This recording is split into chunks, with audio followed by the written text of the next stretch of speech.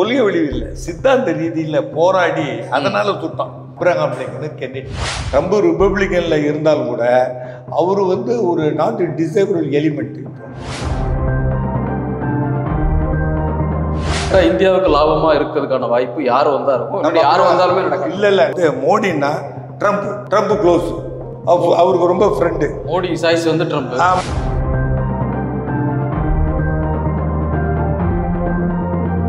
ஜனநாயக கட்சி வெற்றி பெற வேண்டும் என்றால் பைடனை மாற்ற வேண்டும். பைடனை மாற்றிட்டா முடிஞ்சு. பைடனுக்கு பின்னடைவு, ட்ரம்புக்கு ஒரு எட்ஜ் இருக்கு, ஒரு முன்னேற்றம் தான். மோஸ்ட் பவர்ஃபுல் மேன் ஆன் எர்த்னு ஒரு பொலிட்டிக்கல் ஃபிகரை சொன்னா அமெரிக்கன் பிரசிடென்ட். இந்த வீடியோவை உங்களுக்கு வழங்குபவர்கள் Paces Pay, secure digital payments with multiple features and great success rate. வணக்கம் நேயர்களே, இன்றைய ஓகச் தமிழ் உரையாடலில் நம்மோடு திராவிட இயக்க ஆய்வாளர் பேராசிரியர் முனைவர் திரு சிவபிரகாசம் அவர்கள். அவரை அன்போடு வரவேற்கிறோம் சார். வணக்கம் சார். டொனால்டு ட்ரம்ப் முன்னாள் அதிபர், அமெரிக்க அதிபர், அவர் மீது நடத்தப்பட்ட அந்த துப்பாக்கி சூடு குறித்து ஊடகங்கள் பெரிய அளவில் இன்னைக்கு விவாதங்கள் பண்ணிக்கிட்டு இருக்கிறாங்க. அதாவது அந்த நாட்டு ஊடகங்கள் மட்டும் இல்லாமல் உலக அளவிலையும் பெரிய விவாத பொருளாக மாறி இருக்குது. காரணம், அங்கே தேர்தல் காலகட்டம், நவம்பரில் தேர்தல் நடக்க போகுது. அதை ஒட்டி பரப்புரை சம்பவம் நிகழுது. துப்பாக்கி சூடு அப்படிங்கிறது அமெரிக்காவில் எப்போதுமே அந்த துப்பாக்கி கலாச்சாரம் இருக்குங்கிற ஒரு விமர்சனம் உண்டு. தேர்தல் நேரத்தில் ஒரு முன்னாள் அதிபர் மீது நடத்தப்பட்டிருக்கிறது அப்படிங்கிறது தான் மிகப்பெரிய பேசுபொருள். ஸோ உங்களுடைய பார்வையில் இது தேர்தல் நேரத்தில் அல்லது அங்கே தேர்தலில் ஒரு இம்பேக்ட் எதாவது ஏற்படுத்தும் அப்படின்னு நினைக்கிறீங்களா? இந்த சம்பவம் எப்போதுமே இப்போ நீங்கள் பார்த்தீங்கன்னா ரெண்டு பேருமே ரெண்டாவது டேர்ம். அமெரிக்கன் பிரசிடெண்ட்டு அப்படிங்கிறது 4 ஆண்டு தான். சரி. இப்போ இங்கே மேல் சபையில் 6 ஆண்டு, மற்றது 5 ஆண்டு. பெரும்பாலும் நம்ம இங்கிலாண்டையும் அமெரிக்காவையும் சுவிட்சர்லாண்டையும் ரஷ்யாவையும் இப்படியெல்லாம் பார்த்து தான் நம்மளுடைய அரசமைப்பு சட்டத்தை எழுதியிருக்கிறோம். நீங்கள் உண்மையிலேயே இந்திய அரசியல் சட்டத்தில் பார்த்தோம்னா இது எல்லாம் ஒன்றோட ஒன்று பின்னி வரும், அங்கங்கே மாற்றிருக்கு. நீங்கள் 1909 1909 மிண்டோ மார்லி சீர்திருத்தம்னு ஒன்று வந்தது. அதை விட மற்ற 2 சட்டம் முக்கியம். அந்த 2 சட்டமும் நம்மளுடைய இந்திய அரசியலமைப்பில் உள்ளே புகுத்தப்பட்டது. அது கிட்டத்தட்ட கலந்துருக்குது. அதாவது 1919 மாண்டேக் செம்ஸ் திருத்தம், அப்புறம் கவர்மெண்ட் ஆஃப் ஆக்ட் 1935. சரி. அதெல்லாம் இந்த யூனியன் கேமரலிசம், பை கேமரலிசம், மேல் சபை கீழ் சபை இதெல்லாம் வந்தது. பெரும்பாலும் நம்ம ஆங்கில இதை வச்சுக்கிட்டு நம்ம இது பண்ணுவோம். இங்கே இந்தியாவில் பார்த்தீங்க அப்படின்னா இங்கே ஜனாதிபதி அப்படின்னு சொல்கிறோம், அமெரிக்காவில் ஜனாதிபதி. ஆனால் பவர் கிடையாது. அது மட்டும் இல்லை, ஏன் பவரில் நேரடியாக தேர்தல் நடந்து வர்றதில்லை நம்ம ஜனாதிபதி, இன்டைரக்டிவே. அங்கே எப்படின்னா டைரக்டாக எலெக்டடு. அதே மாதிரி ஆளுநர் இங்கே நியமனம், அங்கே நேரடியாக தேர்ந்தெடுக்கிறது. அப்போ இந்தியாவில் யார் போகணும்னா பிரைம் மினிஸ்டர், ரியல் எக்ஸிக்யூட்டிவ் அவர் தான், ஜனாதிபதி நாமினல். அமெரிக்காவில் ரியல் எக்ஸிக்யூட்டிவ் பிரசிடெண்ட். அதனால் அவர் 4 ஆண்டு. இப்போ நீங்கள் பார்த்தீங்கன்னா டொனால்டு ட்ரம்ப் 2வது முறை இருக்கிறார். இடையில கேப் வந்துடுச்சு. இது 2வது முறை அவர் வர்றதுக்கு நிற்கிறாரு. ஜோ பைடன் போன ட்ரிப்பு இருந்தார், இந்த ட்ரிப்பு அவர் 2வது ட்ரிப்பு. இவருக்கு 78 வயசு டொனால்டு ட்ரம்புக்கு, அவருக்கு பைடனுக்கு 81 வயசு. இதுலேயே இப்போ கான்ட்ரோவர்சி வந்துடுச்சு. என்னன்னா, இந்த ஸ்பான்சர் கொடுப்பாங்க, லேபர் பார்ட்டின்னு இங்கிலாண்டில் இருக்கும்போது இங்கே எப்படின்னா ரிப்பப்ளிகன் பார்ட்டி, டெமோக்ராட்டிக் பார்ட்டி. இந்த democratic party is nothing but labour party. அங்கே அமெரிக்காவில் கேபிட்டலிசம் லேபர் பார்ட்டின்னு வைக்காமல் டெமோக்ராட்டிக் பார்ட்டின்னு. இப்போ அந்த ஃபண்டு ரைசர்ஸு கொடுக்குறவங்கெல்லாம் இருக்காங்கல்ல, அவங்கெல்லாம் இப்போ டெமோக்ராட்டிக் பார்ட்டிக்கு பைடனுக்கு விரும்பலை. ஏன் விரும்பலைன்னா வேற ஒன்றும் இல்லை, அவருக்கு வயோதிகம் 81 ஆனதுனால ஞாபக சக்தி இல்லை. ஒரு கன்வென்ஷனில் உட்காந்துருக்கிறாரு, என்ன செய்கிறாங்கன்னா ஏந்திரிச்சு நிற்கணும், எல்லாரும் ஏந்திரிச்சு நிற்கிறாங்க. பிரசிடென்ட் சொல்ல முடியல, அப்புறம் பார்த்துட்டு இவர் ஏந்திரிக்கிறாரு. அப்புறம் வைஸ் பிரசிடென்ட் யார் அப்படின்னு சொல்கிறது தெரியல, வேற ஒன்று சொல்கிறாரு. இப்படியெல்லாம் வளர்ந்ததும் இவரே அந்த தேர்தல் பிரச்சாரத்தில் ட்ரம்ப்பே நையாண்டி பண்ணிடுறாரு. அப்படியே போகிறது வர்றது நிதானம் இல்லைன்னு. இப்போ உண்மையிலேயே இந்த மாதிரி ஒரு காலகட்டத்தில் இவரை சுடுறான் ஒரு பையன், மேத்யூ அப்படின்ட்டு ஒரு 20 வயது உள்ள பையன், தாமஸ் மேத்யூ. ரூஃப் டாப்பில் வந்து அங்கேருந்து தாமஸ் மேத்யூ அடிக்கிறான். அவன் 20 வயது தான் இருக்கு, செமி ஆட்டோமேட்டிக் ரைஃபிள் ஏதோ அடிக்கிறான். உடனே ஸ்விஃப்டாக ரொம்ப மின்னல் வேகத்தில் இந்த செக்யூரிட்டி ஃபோர்ஸ் ஆக்ட் பண்ணி அவனை சுட்டுடுது. அவன் பண்ணிட்டாங்க. Investigation is going on. அங்கே வந்து நீங்கள் அமெரிக்கா வரலாறுல பார்த்தீங்கன்னா மறக்க முடியாதவங்க 2 பேர். யார் அப்படின்னா Abraham Lincoln, Kennedy, John F Kennedy. இப்போ அவங்க இறந்ததுங்கன்னா கொள்கை வழிவு இல்லை, சித்தாந்த ரீதியில் போராடி அதனால் சுட்டான். அப்போ அந்த காரணம், கொலைக்கான காரணம் வந்து உலகங்களும் உடனே தெரிஞ்சுது. ஏன்னு கேட்டிங்கன்னா அவன் அந்த அப்பார்த்தேட்டை எய்த்து போராடினவன் அப்ரஹாம் லிங்கன். என்ன வேற ஒன்றும் இல்லை, ஸ்லேவரியை ஒழிக்கணும் அப்படின்னு பண்ணான். பிளாக்கு ஆப்பிரிக்கன் அமெரிக்கன்ஸ் இருந்தாங்கல்ல, அப்போ வந்து என்ன ஆயிடுதுன்னா தென் அமெரிக்கா, வட அமெரிக்காவில் தென்பகுதி, தென் அமெரிக்கானா வேற லாட்டின், பிரேசில் இப்படி எடுத்துக்க கூடாது. நம்ம இங்கே வட அமெரிக்காவிலேயே தென்பகுதியில் உள்ளவெல்லாம் பிளான்டேஷன்ஸ் உள்ளவங்க.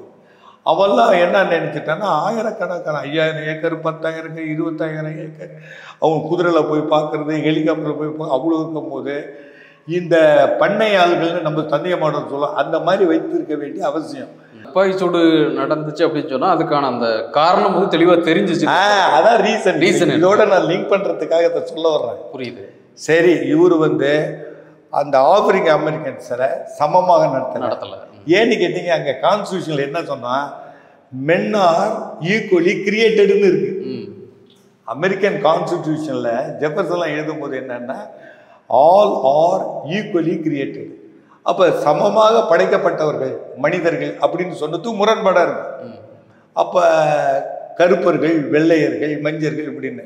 அதனால் அப்ரஹாம் லிங்கனை அதை சண்டை போட்டு ஜெயிச்சிடறாரு. அந்த சதர்னர்ஸ்ன்னு சொல்கிறோமே, தெற்கத்தியர்கள் தோக்கடிக்கப்படுகிறார்கள். அப்புறம் ஒரு தியேட்டரில் அவரை வந்து ஷூட் பண்ணிட்டாங்க. அதனால் இறந்ததுமே தெரிஞ்சு போச்சு.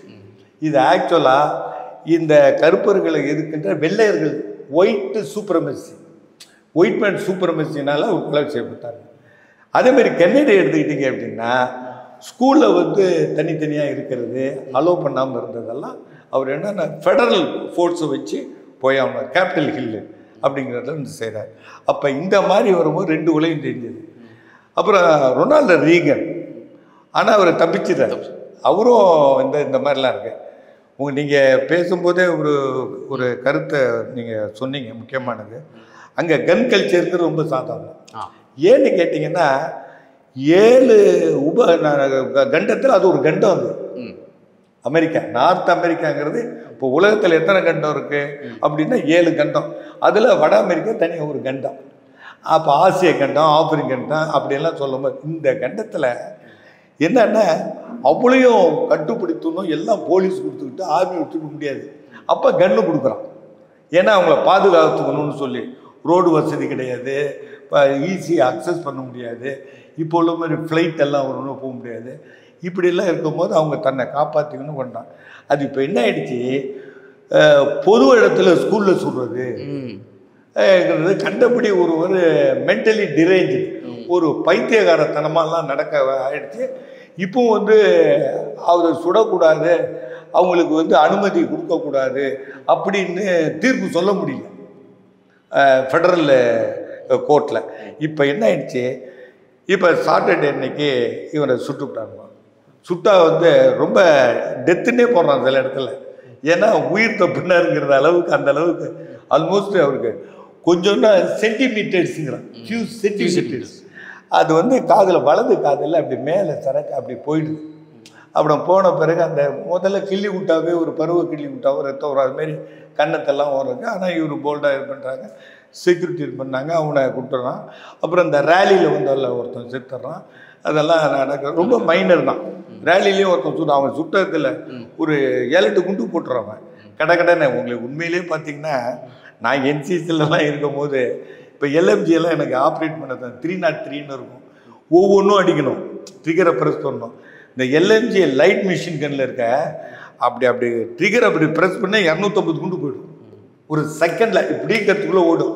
அது மேலே அவன் ஏதோ செமி ஆட்டோமேட்டிக் ஏதோ வச்சுருக்கான். அதை பற்றி ஃபுல் டீட்டெயில்ஸ் வந்து இந்த இன்வெஸ்டிகேஷன் நடவடிக்கை வரணும்ட்டு அவர் அந்த காரணம் சொன்னதில் அதுக்கு முன்னாடி தாமஸ் மேத்யூ போட்ட வீடியோவில் வந்து நான் குடியரசுக் கட்சியை வெறுக்கிறேன், டொனால்ட் ட்ரம்பை வெறுக்கிறேன் அப்படின்னு ஒரு வீடியோ பதிவு போட்டிருக்கிறாரு. அந்த வெறுப்பினுடைய ஒரு வெளிப்பாடாக இதை பண்ணிட்டாரு அப்படிங்கிற மாதிரி. என்ன வெறுக்கிறேன் அப்படிங்கிற மட்டும்தான் அது. ஆமாம், அது சொல்கிறான். இப்போ என்னென்னா அமெரிக்காவில் வந்து எலெக்ஷனில் தான் வைக்கிறாங்க. இப்போ நம்ம ஒரு பொதுவாக பார்க்கும்போது violence is no place in democracy, ஜனநாயகத்தில் வன்முறைக்கு இடமில்லை. அதுதான் நம்ம ஒத்துக்க முடியும். ஏன்னா இவன் ஒரு 20 வயது, இப்போ அவர் 78 வயது, இன்னொருத்த 81 வயது. இவன் பார்ட்டிசிபேட் பண்ணி வரலாமே. இவன் ரிப்பப்ளிக் அந்த குடியரசு கட்சியிலையோ அல்லது ஜனநாயக கட்சியிலையோ இவன் வர்றதுக்கு வாய்ப்பு இருக்குது. இப்போ கமலா ஹாரிஸ் இருக்கிறாங்க. இப்போது பைடன் வந்து நிற்கக்கூடாதுன்னு சொன்னால் இவங்க தான் நிற்கணும். அவங்களுக்கு ஆதரவு இருக்க வந்துடுவாங்க. அவங்க ஆப்பிரிக்கன் அமெரிக்கனுக்கு ஒரு ரெப்ரசன்டேஷன், ஒபாமாவும் சப்போர்ட் இருக்குது. இல்லை ஒபாமாவுடைய மிச்சல் ஒபாமாவை நிற்கணும், அப்படியெல்லாம் வருது. இப்போ வந்து என்ன இங்கே சொன்னேன்னா, அந்த மேத்யூ பண்ணது என்ன தப்புன்னா, இப்படி ஒரு நாட்டில் சுதந்திரம் இருக்கக்கூடிய நாடு, உலகம் ஃபுல்லாக போய் அங்கே போய் குடியேறிக்கிட்டு இருக்கக்கூடிய ஒரு நாட்டில் சகல இப்போ நான் வந்து இப்போ 2 மாதம் போய் இருந்துட்டு வந்தேன். நீங்கள் வந்து பார்த்தீங்கன்னா எந்த வித்தியாசத்தையும் நீங்கள் ஃபீல் பண்ண மாட்டீங்க. அந்த காலத்தில் ஒயிட்டு வர்சஸ் பிளாக்கு அதெல்லாம் இருந்ததுனாலும் கூட இப்போ நம்ம ஆட்கள் வந்து இன்னும் சொல்கிறோம், 2050 Asians will out number Americans. அதை தாண்டி அவர்களை ஐயோ, ஸ்கூலில் எங்கே போனாலும் நீங்கள் மாலில் போனாலும் சரி, ஏதாவது கன்வென்ஷனில் போனாலும் சரி, நம்ம இந்தியன்ஸ் இப்போ நம்ம மயிலாப்பூரில் எல்லாம் இருக்கிற மாதிரி வருது. ஃபங்க்ஷன்லாம் நான் போய் பார்த்தோம்னா, இப்போ ஃபெட்னாவில் கொண்டாடினாங்க தமிழ் 10வது ஆண்டு கால்டுவெல் அவர்கள் கொண்டாடினார். நான் அதில் போய் எல்லாம் பேசும்போது 2500 பேர் இருக்காங்க. பெரிய இது அந்த ஸ்கூல் நடத்துகிறது தமிழில்.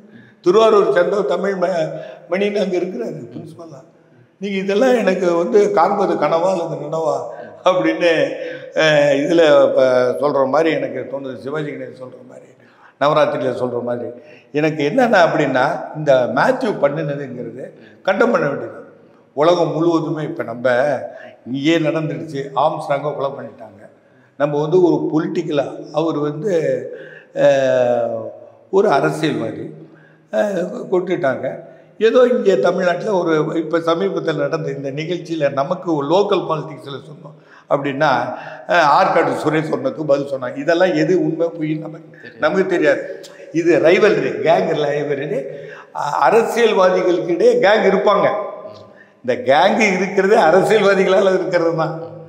அதனால் ஆட்சி மாறும் போதெல்லாம் வருவாங்க. அவங்க ஒரு லிமிட்டட் அளவில் அதை பயன்படுத்துவாங்க. இல்லைன்னா இந்த பார்லிமெண்ட்ரி டெமோக்ரஸியில் சில இதை சமாளிக்க முடியாது.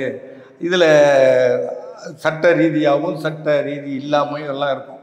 அதனால் இங்கே பற்றி பார்த்தீங்கன்னா, இவர் ஆம்ஸ்ட்ராங் கொலை பண்ணினது அப்படின்ட்டு பெங்காலில் ஒரு அரசியல்வாதியை கொலை பண்ணிட்டான ஒரு கேங்கு. இது பொலிட்டிக்கலாக இது மாதிரி நிறையா இது நடந்தது. மதுரையில், திருநெல்வேலியில் இப்படியெல்லாம் வந்த செய்திகள்லாம் நமக்கு தெரியும். பிஜேபி ஆளை கொலை பண்ணுறது, அப்புறம் டிஎம்கே ஆளை கொலை பண்ணுறது, இது பொலிட்டிக்கல் மர்டர்னு நடந்துகிட்டு இருக்கு.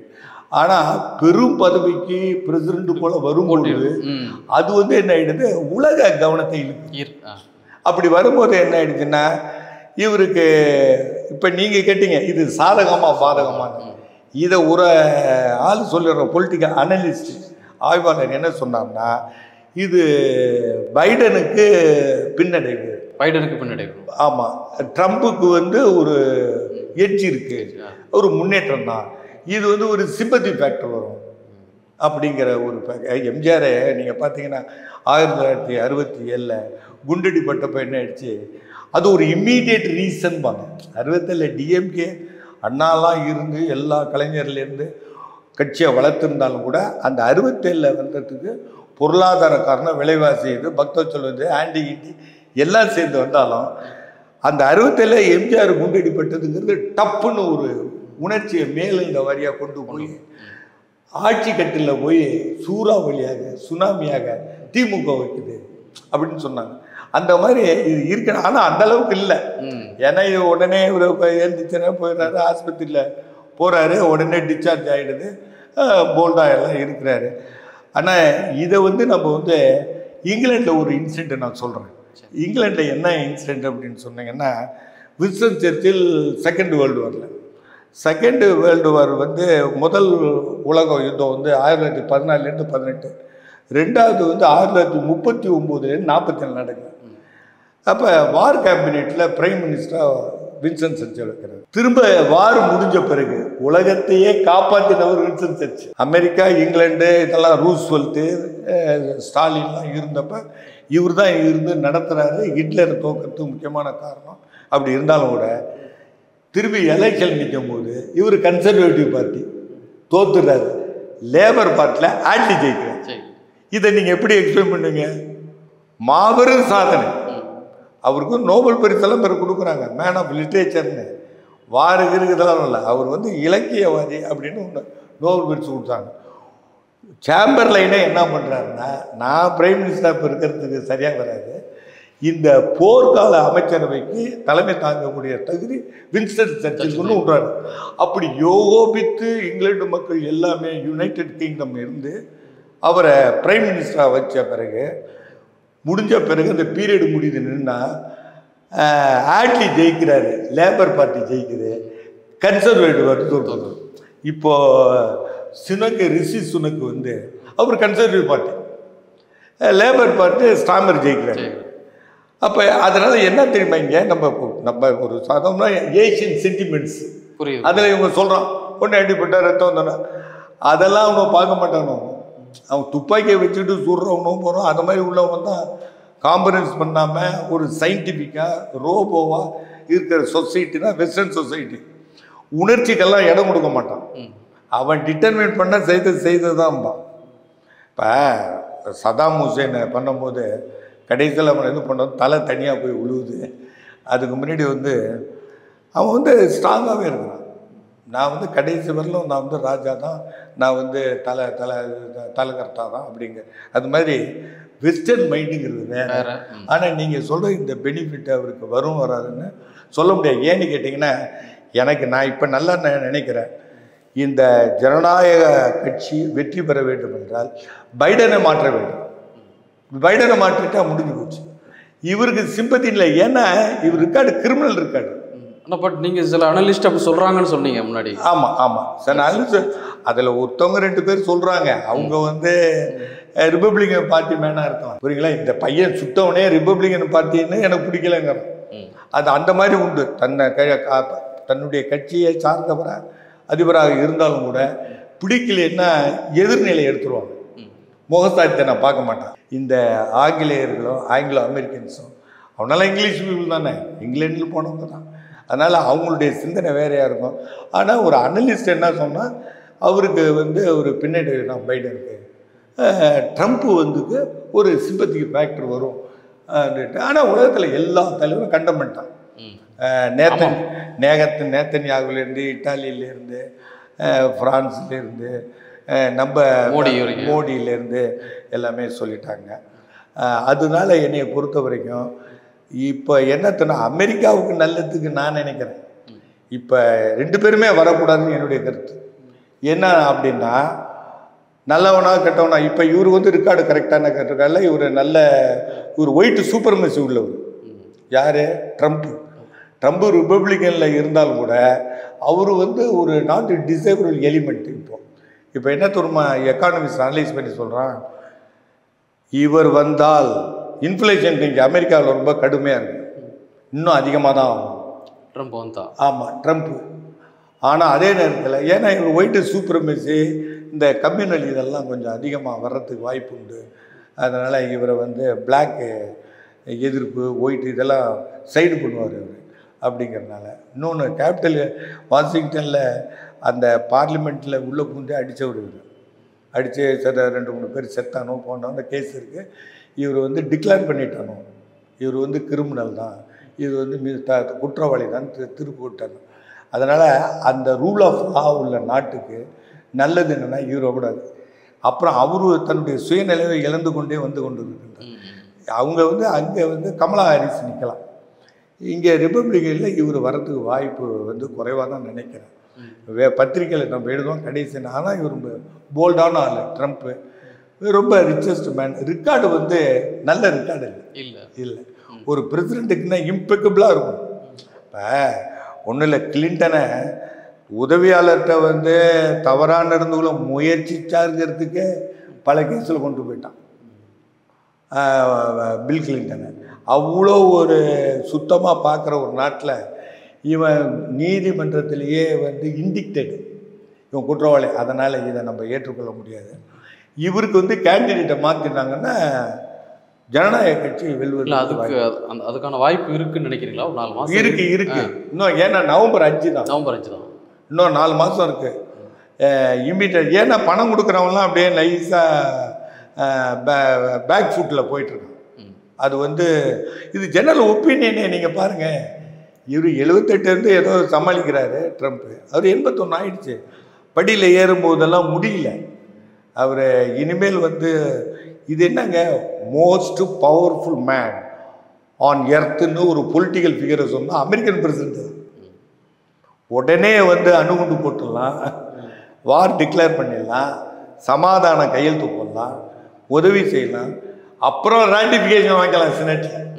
அப்படி ஒரு பவர் வந்து உள்ளவன் யார் அப்படின்னா அமெரிக்கன் பிரசிடென்ட். அதில் போயிட்டு இவர் வந்து இன்னும் ஒன்றும் இல்லை, உக்ரைனில் ஒரு தீர்வு காண முடியலையே. அங்கே நடக்கிற இந்த பாலஸ்தீனம் ஆசால் ஒன்றும் இல்லை, புச்சர் நடக்குது. நீங்கள் ரைட்டோ ராங்க சட்டை நிறுத்தலாம்ல, அப்புறம் பேசி முடிக்கலாம்ல. யூஎன்ஓவில் இவங்க அமெரிக்காவினால தான் இன்னைக்கு காசாவில் போர் நடந்து கொண்டே இருக்கு. 2 பேருமே சகோதரர்கள். நீங்கள் அந்த வரலாற்றில் மத இதில் பார்த்தீங்க அப்படின்னா ஒன்றும் இல்லை, ஜுடாயிசம், கிறிஸ்டியானிட்டி, இஸ்லாம் எல்லாம் ஒன்று தான். அங்கே ஒரு மசூதியில் போய் எல்லாமே நிற்கிறாங்க. இந்த மசூதியில் தான் வந்து நபி நாயகம் வடிகள் சொர்க்கம் போனார்னு சொல்கிறாங்க. அதே மாதிரி இவங்க போய் ஜுடாயிசம் இவங்க போய் கும்பிட்றதுலையும் பார்த்தீங்கன்னா அதை கட்டின யாருன்னா இஸ்லாமியர் கட்டினது. கதையிலே வந்து பார்த்தீங்கன்னா எல்லாம் பிரதர்ஸ். நீங்கள் பைபிளை எடுத்துக்கிட்டிங்கன்னா தோரானா முதல் 4 புக்கு அப்படிங்கிறாங்க. அடுத்தது வந்து பைபிள், புதிய ஏற்பாடு, பழைய ஏற்பாடு. இதெல்லாம் பார்த்தா ஒன்றுக்குள்ளே ஒன்று இருந்துக்கிட்டு இந்த சண்டை நடக்கிறத பார்த்தா ரொம்ப பைத்தியார்த்தனமாக இருக்குது, நமக்கு வேதனையாக இருக்குது. இவங்கெல்லாம் ஒரு தாய் மக்கள் எல்லாம். நீங்கள் பார்த்தீங்கன்னு சொன்னால் ஹீப்ருவாக இருக்கட்டும், அரபிக்காக இருக்கட்டும், ஃபங்க்ஷன் பண்ணுற ஒன்றும் இல்லை. நான் ஒன்று சமீபத்தில் ஒரு புக்கு பார்த்தேன், இஸ்ரேலை பற்றி எனக்கு ரொம்ப, யூதர்களை பற்றி நல்லா படிக்கிறது ஆர்வம் எனக்கு. ஏன்னா இங்கே கேரளாவிலலாம் வந்து கொச்சினில் வந்து அவங்களுக்கு சினகாகெல்லாம் கட்டி இங்கே வந்து குடியிருக்கிறாங்க. அவங்க இருந்தவங்க 1500 வருஷமாக சாலமன் பீரியட்லேயே வந்தாங்க. அப்படிங்கெல்லாம் இருக்குது. அதுக்கு பட்டயம் கொடுத்தது தமிழில் இருக்குது, சேர மன்னன் கொடுத்தது. ஏன்னா 11ஆம் 9 10ஆம் நூற்றாண்டு பேர் தான் மலையாளமே வருது. எல்லாம் தமிழ் மன்னர்கள், தமிழ் கல்வெட்டு எல்லாமே இருந்தது. அப்போ அதை பற்றி படிக்கும்போது நான் பார்த்தா என்ன ஆயிடுதுன்னா, சில நேரங்களில் அந்த சாலமன் இதழுடைய இதுலேயே வந்து மயில் இதெல்லாம் வந்து நம்மளுது இருக்குது. தங்கசாலையில் சிமெட்ரி இருக்குது, உங்களுக்கு பரியல் கிரவுண்ட் இருக்குது. ஸோ அதான் நிறைவாக நான் கேட்க விரும்புகிறது, இப்போது இந்த பிரச்சனைகள் ஒரு பக்கம் இருக்குது, இந்த துப்பாக்கி சூடுதெல்லாம் பெரிய விவாதம் மாறி இருக்குது. ஸோ இந்த அதிபர் தேர்தலில் யார் வந்து பவருக்கு வந்தால் இந்திய அமெரிக்க உறவுகளில் வந்து ஒரு மேம்பாடு அடையக்கூடிய ஒரு வாய்ப்பு அப்படிங்கிறது, நான் அதாவது டைரெக்டாக கேட்டால் இந்தியாவுக்கு லாபமாக இருக்கிறதுக்கான வாய்ப்பு யார் வந்தால் இருக்கும், யார் வந்தாலுமே நடக்கும். இல்லை இந்தியாவுக்கு பொறுத்த வரைக்கும் இப்போ வந்து மோடின்னா ட்ரம்ப் க்ளோஸ், அவருக்கு ரொம்ப ஃப்ரெண்டு. மோடி சாய்ஸ் வந்து ட்ரம்ப். ஆமாம், இவங்களுக்கு 2 பேர் கேபிட்டலிஸ்ட்டு, கொள்கை ரீதியில் முழுக்க கேபிட்டலிஸ்ட்டு. அவரும் இந்த அம்பானி அதானி மாதிரி தனியார்ட்ட அரசில் உள்ளதெல்லாம் தனியார்ட்ட கொடுக்கணும், அமெரிக்காவுக்கு கொடுக்க. அந்த கொள்கையை ட்ரம்ப் உள்ளவன். இங்கே ட்ரம்ப் டவர்னு பெங்களூரில் இருக்குது, குஜராத்தில், அதனால் பம்பாயிலெல்லாம் இருக்குது. அதனால் இவங்களுக்கு ரொம்ப கொண்டாட்டமாக இருக்கும். ட்ரம்ப் வர்றதுங்கிறது மோடிக்கு உள்ளது. மோடி பிரைம் மினிஸ்டராக இருக்கிறதுனால அவரை விரும்பலாம். இவர் பைடன் வந்து அந்த அளவுக்கு யூஸ் பண்ண முடியாது. ஏன்னா டெமோக்ராட்டிக் பார்ட்டியில் அது லேபர் பார்ட்டி மாதிரி, அது டிஸ்ட்ரிபியூஷன் சில ஆஸ்பெக்ட் எல்லாம் பார்க்கணும். இவர் அது மாதிரி பார்க்க மாட்டார். ஆனால் இன்னும் சொல்ல போனீங்கன்னா 2 பேர்லேயும் அடிப்படையில் கேபிட்டலிஸ்ட்டை விட மாட்டாங்க. சும்மா எடுக்கிற நடவடிக்கையில் கொஞ்சம் முன்ன தள்ளி பண்ண தள்ளி, சில நேரத்தில் இதில் ஜனநாயக பார்ட்டியில் எடுக்கிறது நமக்கு பிடிக்கும், சிலது பிடிக்காது. அதேமாதிரி ரிப்பப்ளிகன் பார்ட்டியில் இருக்கிறதெல்லாம் தவறு அப்படின்னு எடுத்துக்க முடியாது. இப்போதைக்கு வந்து பார்த்திங்கன்னா ட்ரம்ப் வந்து இந்தியாவுக்கு மோடி இருக்கிறதுனால ஃபேவரபிள் அப்படின்னு சொன்னாங்க. கரெக்ட். வணக்கம். இந்த வீடியோ உங்களுக்கு பிடிச்சிருந்தா லைக் பண்ணுங்க, ஷேர் பண்ணுங்க, கமெண்ட் பண்ணுங்க. மறக்காம OH தமிழ் சேனலுக்கு சப்ஸ்கிரைப் பண்ணுங்க.